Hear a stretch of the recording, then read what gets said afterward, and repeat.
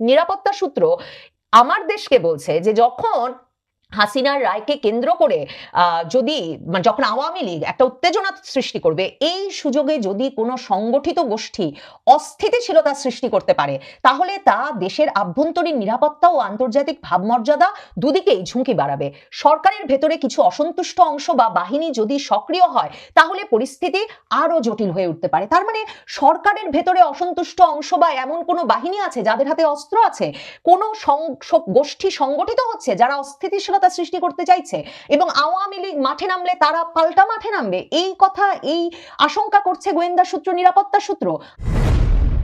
আগামী 13ই নভেম্বর শেখ হাসিনার রায় ঘোষণার তারিখ ঘোষণাকে কেন্দ্র করে আওয়ামী লীগ ঢাকা সহ সারা দেশে কি ঘটিয়ে ফেলতে পারে, এই নিয়ে সরকারের ভেতর, সরকারের নিরাপত্তা বাহিনীগুলোর ভেতর এবং গোয়েন্দা সূত্রগুলো যে একরকম ক্রমাগত আশঙ্কা এবং আতঙ্কের মধ্যে রয়েছে, তার প্রমাণ মিলে দৈনিক আমার দেশ পত্রিকা নিরাপত্তা সূত্রগুলোর বরাত দিয়ে আজ যে সংবাদটি প্রকাশ করেছে, সেখানে আওয়ামী লীগ 13ই নভেম্বর শেখ হাসিনার রায় ঘোষণার তারিখ ঘোষণাকে কেন্দ্র করে ওই দিনটিকে সামনে রেখে 10ই নভেম্বর থেকে এই কর্মসূচি ঘোষণা করেছে। দেশের জেলায় জেলায় উপজেলায় কর্মসূচির ঘোষণার পর তারা বলছে 13ই নভেম্বর তারিখটিতে তারা ঢাকা লকডাউন কর্মসূচি দিয়েছে। আওয়ামী লীগের ভাষায় আওয়ামী লীগ সেদিনটিতে চায় যে ঢাকা শহর একরকমের অচল হয়ে পড়ুক, সেই অর্থে যে কোভিড লকডাউনের সময় যেমন ঢাকা শহরে কেউ বাড়ি থেকে বের হন নাই, ওই দিনটিতেও যাতে ঢাকা শহরের ব্যবসা বাণিজ্য, বাড়ি থেকে বের হওয়া কাজকর্ম, সেগুলো একরকমের স্থবির হয়ে পড়ে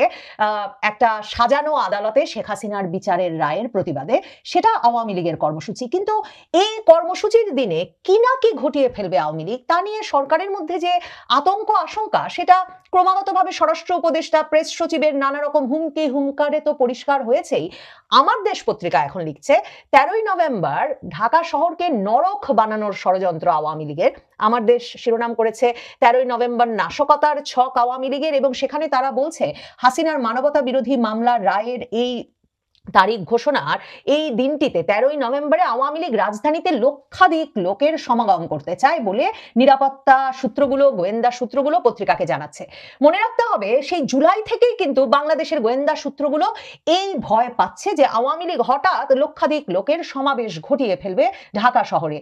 সত্যিই কি আওয়ামী লীগ লক্ষাধিক লোকের সমাবেশ ঘটানোর মতো সাংগঠনিক পরিস্থিতিতে কিংবা এত রকম মামলা হামলার মধ্যে এ ধরনের পরিস্থিতিতে আছে, নাকি এটা গোয়েন্দা সংস্থাগুলোর একরকমের জুজুর ভয়, সেটা বলা মুশকিল। কারণ মাসের পর মাস ধরে একই ভয় যখন গোয়েন্দা সূত্রগুলো পাচ্ছে, তখন সত্যি বাঘ আসবে কিনা, নাকি বাঘ আসবে করতে করতে যেদিন বাঘ আসবে বলে কেউ বিশ্বাস করবে না, সেদিন হঠাৎ বাঘ চলে আসবে, তা বলা মুশকিল।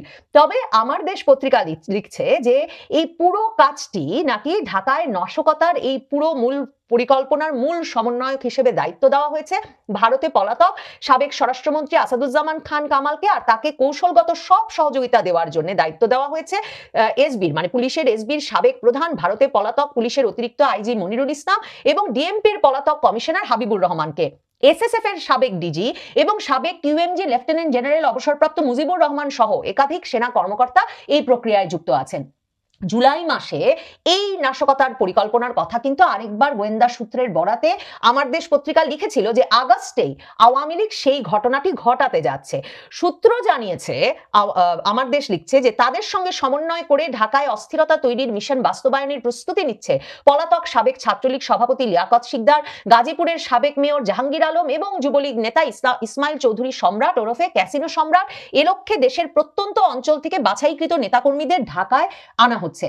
এরা যে প্রত্যেকে ভারতেই আছেন এবং খুব স্বাভাবিক যে এরা দেশে ফেরার উপায় খুঁজছেন, দেশে রাজনৈতিকভাবে প্রত্যাবর্তন এবং দেশে ফেরার মানে দেশে প্রত্যাবর্তনের ব্যবস্থা খুঁজছেন, সেটাও খুব স্বাভাবিক। কাজেই তারা একত্রে নানা রকম মানে সংগঠন করবার বা কৌশল নেবার চেষ্টা করতেই পারেন, সেটা স্বাভাবিক বটে। কিন্তু আসলেই 13ই নভেম্বরই তারা লক্ষাধিক লোকের সমাবেশ ঘটিয়ে ফেলতে পারছেন কিনা তা বলা মুশকিল। আমার দেশ বলছে, জানা গেছে বাংলাদেশ বিরোধী তৎপরতা চালাতে দিল্লিতে একটি অফিস নেওয়া হয়েছে। কলকাতায় অফিস নেওয়ার খবরও এর আগে গণমাধ্যমে এসেছিল। বিবিসি বাংলা এক খবর দিয়েছিল যে কলকাতায় অফিস নেওয়া হয়েছে, আওয়ামী লীগের তরফে সেটা অস্বীকার করা হয়েছে। বাংলাদেশের পররাষ্ট্র উপদেষ্টা অবশ্য বিবৃতি দিয়ে ভারতের পররাষ্ট্র মন্ত্রণালয়কে কেন অফিস নিতে দেওয়া হচ্ছে এই বিষয়ে প্রতিবাদও জানিয়েছেন। ভারত এ বিষয়ে কোনো প্রতিক্রিয়া জানায় নাই।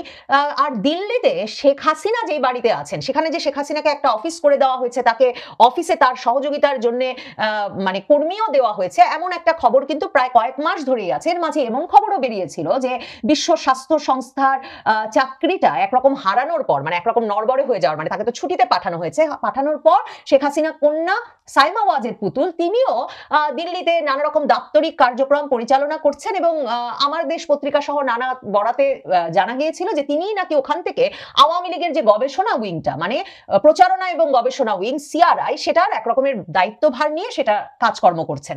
আমার দেশ পত্রিকার এই খবরটার মধ্যে তারা বলছে যে হাসিনার প্রতি নেতাকর্মীদের আবেগকে কাজে লাগাতে চায় পরিকল্পনাকারীরা, এই আবেগকে পুঁজি করেই তাদের 13ই নভেম্বর মাঠে নামানোর কৌশল নেওয়া হয়েছে।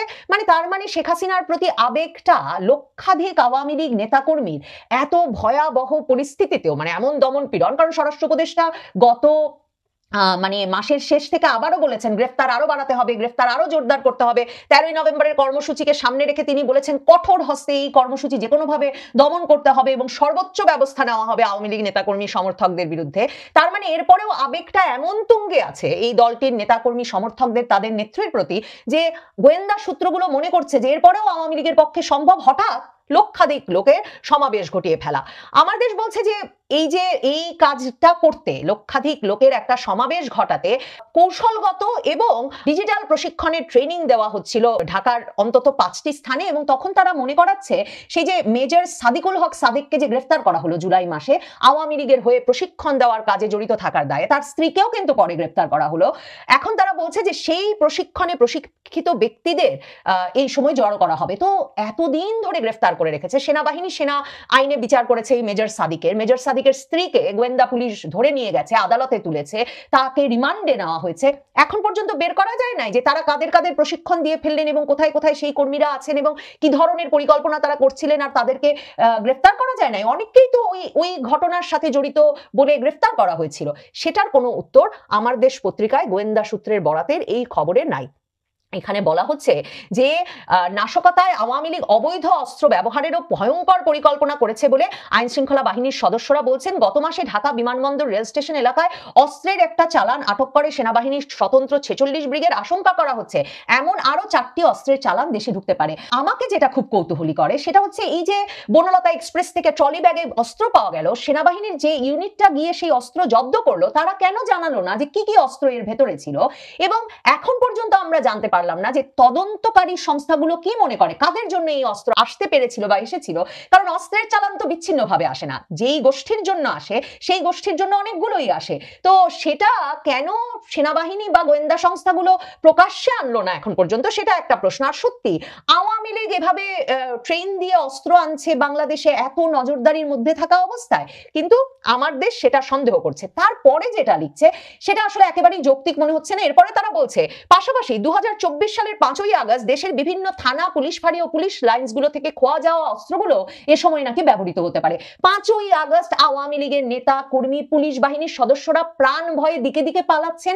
সেই দিন বা জুলাই থেকে কারাগারগুলোতে হামলা চালিয়ে অস্ত্র লুটের যে ঘটনা, গণভবনে যে অস্ত্র লুটের ঘটনা, এগুলো, সেই অস্ত্র এখন কি করে আওয়ামী লীগের হাতে আসবে? মানে সেই অস্ত্র কি করে আওয়ামী লীগ যেদিন লক্ষাধিক লোকের সমাবেশ ঘটিয়ে দেশে নাশকতা করতে চাইছে সেদিন মানে ব্যবহৃত হতে পারে? এটা একেবারেই যৌক্তিক কথা বলে মনে হলো না। এরপর তারা বলছে এছাড়া মুজিববাদীদের হাতেও অনেক লাইসেন্সকৃত অস্ত্র ছিল যেগুলো সব জমা পড়েনি। মহাসড়ক অচল করার পরিকল্পনার কথা তারা বলছে। তার মানে শুধুমাত্র লকডাউন ঢাকা বলে শুধু ঢাকাকে অচল করতে ঢাকার দিকেই সকল মনোযোগ দিচ্ছে আওয়ামী লীগ তা না। তাদের কাছে যে খবর, নিরাপত্তা সূত্রের কাছে যে খবর, তাতে 13ই নভেম্বর ঘিরে মহাসড়ক অচল করে দেওয়ার পরিকল্পনার ক্ষেত্রে গাজীপুরের সাবেক মেয়র জাহাঙ্গীর আলমকে দায়িত্ব দেওয়া হয়েছে। গাজীপুর চৌরাস্তা থেকে উত্তরা পর্যন্ত মহাসড়ক যাতে তিনি অচল করে দেন।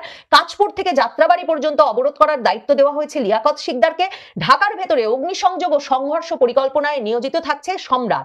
এদিন লক্ষাধিক লোকের সমাগম করার পরিকল্পনা নিয়ে এগোচ্ছে দলটি। 12ই নভেম্বর সন্ধ্যার পরেই জনমনে আতঙ্ক সৃষ্টির লক্ষ্যে ঝটিকা মিছিল ও পরিবহনে অগ্নিসংযোগের পরিকল্পনা রয়েছে। আদালত পাড়া সহ সরকারি গুরুত্বপূর্ণ ও স্পর্শকাতর স্থাপনাগুলোকে টার্গেট করে এবং সেগুলোর আশপাশের এলাকায় বোমাবাজি ও ককটেল বিস্ফোরণের ঘটনার ছকও আঁকছে দলটি। শুধুমাত্র আওয়ামী লীগ এবং তার অঙ্গ সংগঠনের কার্যক্রম বন্ধ করার জন্য, তাদের ব্যক্তিবর্গকে গ্রেফতার করার জন্য এখন থেকে হোটেল মেস সহ বাসা বাড়িতে অভিযান চালাচ্ছে পুলিশ।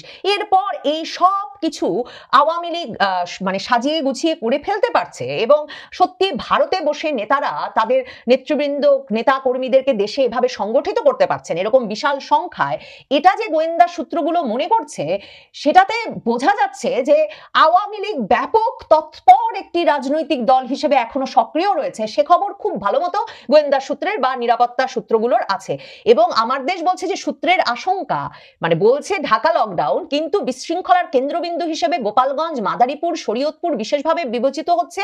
রায় ঘোষণা হলে, মানে নৌকার এলাকা যেটা, নদীর ওই পার যেটা, সেই গোপালগঞ্জ, মাদারীপুর, শরীয়তপুরে বিশাল শোডাউন ও আন্দোলন হবে এবং এর মাধ্যমে আন্তর্জাতিক ও দেশি মিডিয়ায় দ্রুত প্রতিক্রিয়া সৃষ্টির টার্গেট করা হয়েছে বিদেশি মিডিয়া ও সোশ্যাল মিডিয়ার মাধ্যমে ওই শোডাউন আন্দোলনের, মানে হাসিনার বিচারের প্রতিবাদে যে শোডাউনের আন্দোলন, সেই ভিডিও এবং সংবাদ প্রচার করা।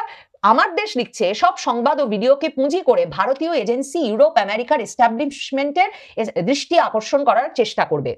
এখন মূল আতঙ্কটা কোথা থেকে সৃষ্টি হয়েছে তার একটা কারণ হচ্ছে যে নিরাপত্তা সংস্থাগুলো নাকি বলছে যে এমন একটা পরিস্থিতিতে, বিশেষ করে যখন মহাসড়কগুলো অচল করে দিতে পারে আওয়ামী লীগ, লক্ষাধিক লোকের সমাবেশ ঘটিয়ে ফেলতে পারে আওয়ামী লীগ, যখন নভেম্বরে শেখ হাসিনার রায় এবং যখন গোপালগঞ্জ, মাদারীপুর, শরীয়তপুর, মানে শুধু রাজধানী না, রাজধানীর বাইরেও ব্যাপক শোডাউন হয়ে যেতে পারে, জনসমাগম ঘটে যেতে পারে শেখ হাসিনার প্রতি সমর্থনের আবেগকে পুঁজি করে, তখন সেনাবাহিনীকে সংখ্যায় কমিয়ে দেওয়া একেবারেই ঠিক হচ্ছে না। আমার দেশ পত্রিকা লিখছে সম্প্রতি আইন শৃঙ্খলা সংক্রান্ত কোর কমিটির সভায় মাঠ পর্যায়ে দায়িত্বরত সেনা সদস্যদের 50% উঠিয়ে নেওয়ার সিদ্ধান্তের কথা জানানো হয়েছিল।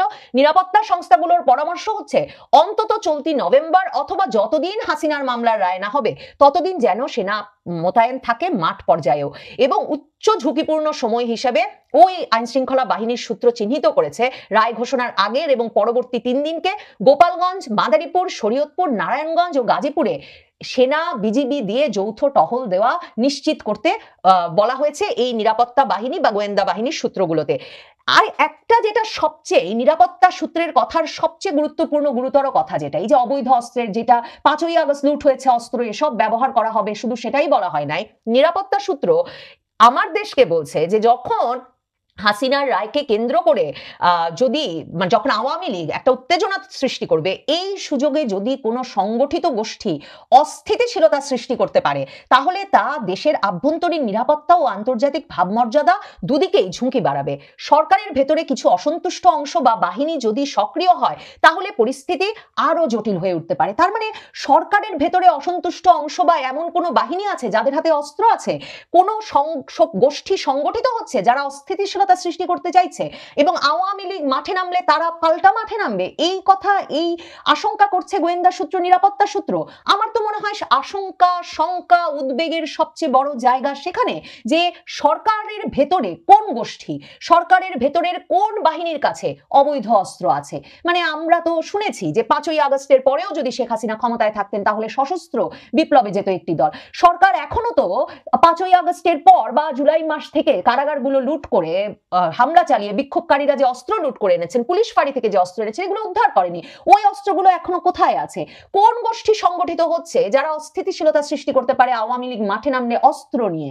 এই প্রশ্নগুলোর উত্তর মেলে না আমার দেশ পত্রিকার এই খবরে। তবে এটা পরিষ্কার বোঝা যায় 13ই নভেম্বরকে ঘিরে সরকারের উদ্বেগ, উৎকণ্ঠা, আশঙ্কা বাড়ছে এবং আওয়ামী লীগ সত্যি লক্ষাধিক লোকের সমাবেশ ঘটিয়ে ফেলতে পারবে কিনা 13ই নভেম্বরে সেটা নিশ্চিত করে বলা না গেলেও, যেদিন আওয়ামী লীগ আসবে সেদিন যে লাখো লোকের সমাবেশ নিয়ে আসবে, বা আওয়ামী লীগ আসলে হঠাৎ যে কোনো দিন এই লাখো লোকের সমাবেশটা ঘটিয়ে ফেলতে পারে, বাংলাদেশের গোয়েন্দা সংস্থাগুলো বারবার সেই আশঙ্কাই করছে।